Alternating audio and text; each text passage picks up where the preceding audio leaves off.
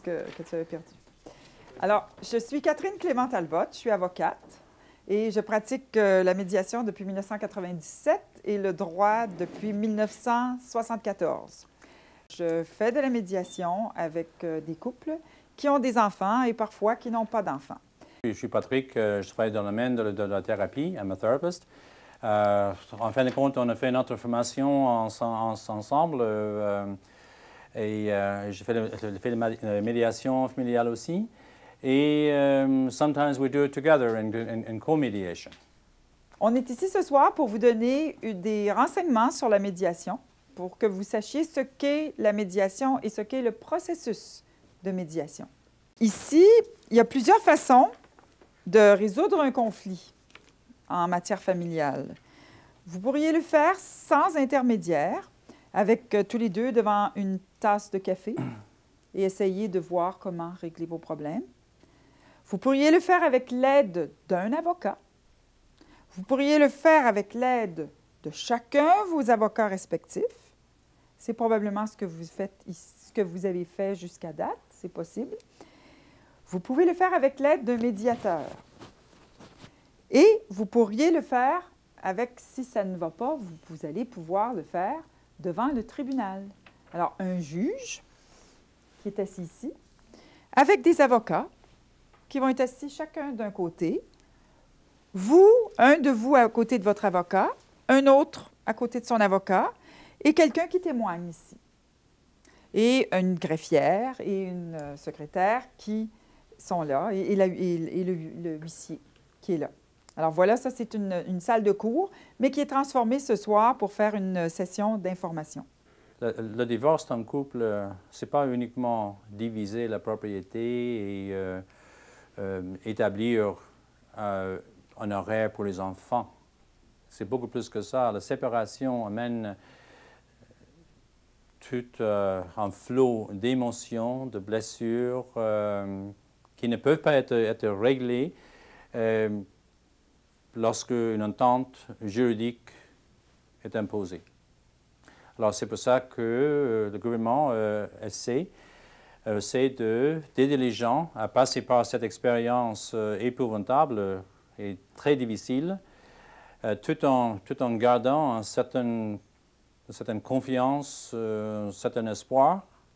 Alors c'est pour ça que, par exemple, ce soir, vous avez une avocate et vous avez quelqu'un qui travaille dans le domaine de la santé mentale.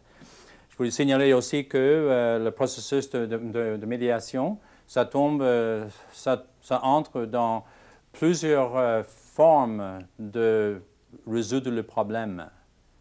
C'est chez les autochtones, ici en Amérique du Nord, chez d'autres peuples autochtones, il existait depuis des années un processus de médiation.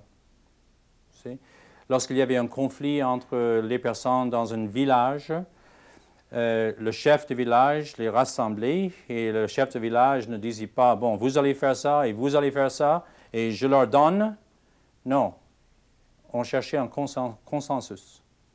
Qu'est-ce que vous voulez? Qu'est-ce que vous êtes prêt à offrir?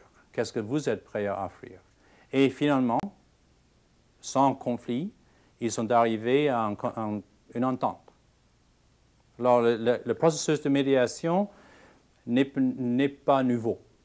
Ça existe déjà. La province de Québec, par le ministère de la Justice, vous donne droit à 6 rencontres gratuites. Dans ces 6 rencontres-là, vous allez à peu près, je vais un peu vous noter un peu comment peut se passer une médiation. Alors, vous êtes assis dans une salle, les deux parties, le père ou la mère, ou les deux qui ont à faire la médiation. Le médiateur, on travaille un peu avec un tableau, et ça, je vous expliquerai plus tard. Alors, il y a 6 rencontres, 1h15 chacune. Okay.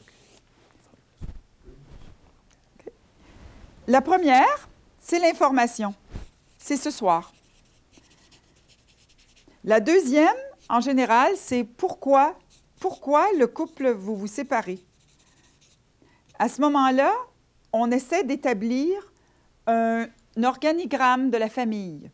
On essaie de voir papa, quand est-ce qu'il est né, maman, les enfants, le mariage, quand les gens ont habité ensemble, au cours des années, si vous avez déménagé. On essaie de tout écrire ça sur la présentation d'un tableau. Tout ça, une histoire non seulement de la famille, mais aussi une histoire patrimoniale de quand est-ce qu'on a vendu une maison, on a acheté une maison, quand est-ce qu'un enfant est né, quand est-ce que peut-être qu'il y a eu une brisure dans le couple. On essaie de ramasser dans cette rencontre, cette deuxième rencontre, tous les éléments qui vont nous aider à voir le passé pour essayer de voir si on peut arriver à une solution. La date de la deuxième rencontre, c'est nous qui la décidons ensemble. C'est vous et c'est moi.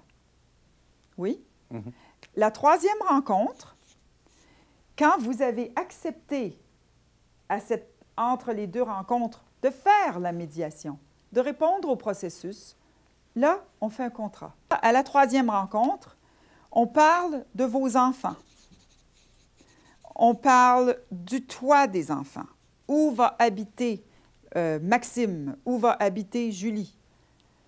On parle aussi, si on peut arriver à ça, du temps de vie que les enfants vont partager avec les parents. Parfois, il y a des médiateurs qui vont vous demander d'écrire quelque chose. Comment vous pouvez participer à la vie de votre enfant? Qu'est-ce que vous aimez faire avec lui? Parfois, on travaille avec un tableau. Un tableau qui nous indique les jours. Dans quel jour dans un mois vous voulez passer avec Maxime, avec Julie? Ah, c'est vrai, vous avez un déplacement dans la deuxième semaine d'octobre. Cette étape-là, on est capable de passer à une quatrième étape qui est le côté monétaire. Comment les enfants vont vivre? Il est bien évident qu'on ne peut pas laisser les enfants sans manger pendant ces trois rencontres-là. Il y aura parfois une entente qui aura été prise qui serait sommaire.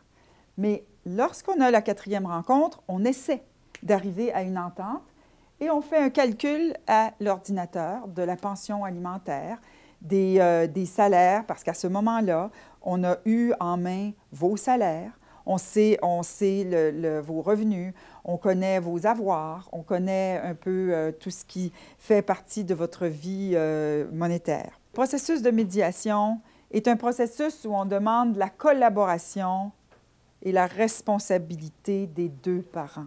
Qu'est-ce que c'est la médiation? La médiation familiale, c'est un mode de résolution de conflits par lequel un médiateur impartial,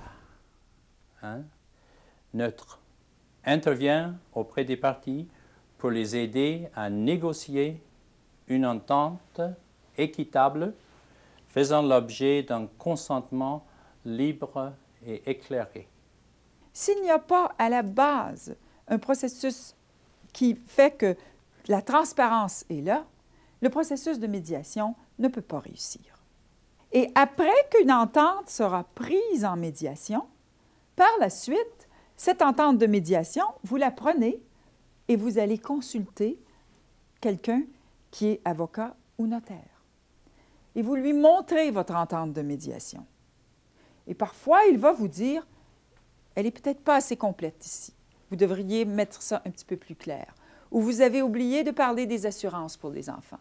Ah bon, vous prenez le document, vous le rapportez chez le médiateur, ensemble, et là, vous refaites un peu de médiation et vous arrivez à une solution. Si vous y arrivez totalement, par la suite, le document que vous avez fait en médiation peut être présenté chez un avocat et judiciarisé. L'entente à laquelle vous êtes arrivé est écrite par un avocat et elle est présentée à la cour.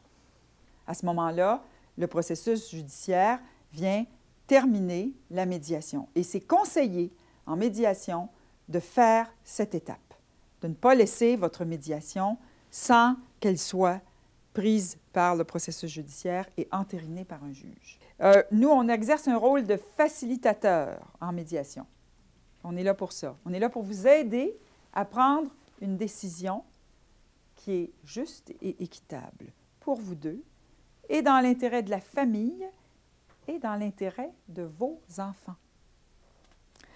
On ne fait pas de thérapie familiale en médiation. On ne fait pas d'expertise en médiation parce que l'expert va proposer un programme. Nous, on ne propose pas. On vous écoute et on essaie de voir quelle solution va être la meilleure pour faire en sorte que la famille puisse être respectée et que les enfants soient respectés et que les époux soient respectés. La médiation se fait dans beaucoup de respect. Il faut avoir du respect en médiation pour l'un et pour l'autre. Autrement, c'est difficile. Il n'y a pas d'arbitrage en médiation. Le médiateur ne rend pas une décision. Il vous aide à prendre en note votre décision. On est rendu à la 5e étape. On discute de vos biens. Et on essaie de voir à un partage. Dans cette partie-là, il y a parfois des gens qui ont besoin d'une consultation dans cette partie. Un couple qui aurait vécu une vie où le mari aurait été en affaires et la dame se retrouverait très pauvre du partage d'un patrimoine. Il pourrait y avoir des discussions à l'intérieur d'une médiation qui pourrait être que le partage ne se fera pas 50-50. Il y aura peut-être une somme d'argent qui sera donnée soit à l'époux ou à l'épouse. C'est possible de faire ça à l'intérieur d'une médiation. Il y aura des consultations de vous chez votre avocat pour voir comment on peut faire ce calcul. À la 6e étape, eh bien là, il faut rédiger quelque chose. Alors, on fait une rédaction ensemble et c'est là qu'un document vous est remis. Le document qui est le document qui illustre vos ententes que vous avez prises dans la médiation. C'est à peu près comme ça. Tous les médiateurs ne travaillent pas de la même façon. Ce n'est pas que c'est bon ou c'est mauvais. Mais avec ce genre de schéma-là, c'est sommaire. Mais je pense que vous avez un petit peu l'ensemble de ce qu'on discute en médiation.